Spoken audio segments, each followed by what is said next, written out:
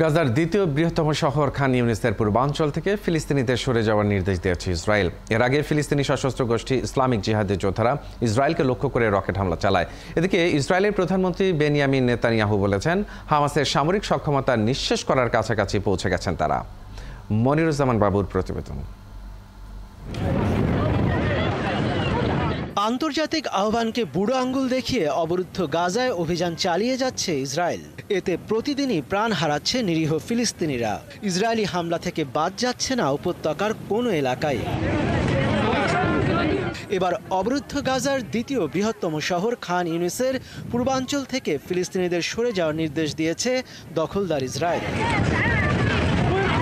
Israeli সামরিক বাহিনীর মুখপাত্র আভিচার আদ্রাই এক বার্তায় খান ইউনিসের বাসিন্দাদের উদ্দেশ্যে বলেন, নিরাপত্তার স্বার্থে অবিলম্বে মানবিক অঞ্চলে সরে যেতে হবে।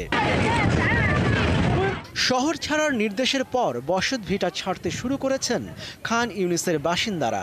যে যেভাবে পারছেন নিরাপদ জায়গায় সরে যাওয়ার চেষ্টা করছেন। অনেকের আশঙ্কা, দ্রুতই শহরের পূর্বাঞ্চলে ব্যাপক মাত্রার অভিযান শুরু করতে যাচ্ছে নেতানিয়াহুর সেনারা। এর আগে ফিলিস্তিনি সশস্ত্র গোষ্ঠী ইসলামিক জিহাদ সোমবার ইসরায়েল লক্ষ্য করে এক পশলা রকেট ছুড়েছে।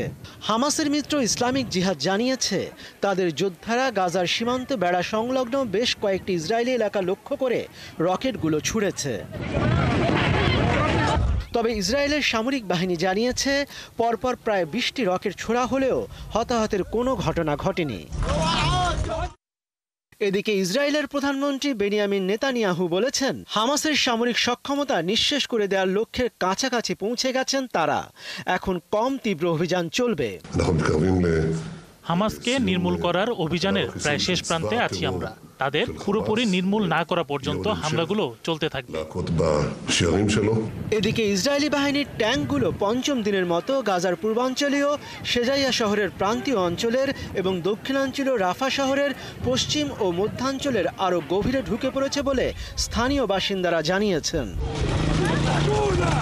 মনিরুজ্জামান বাবু, ৭১।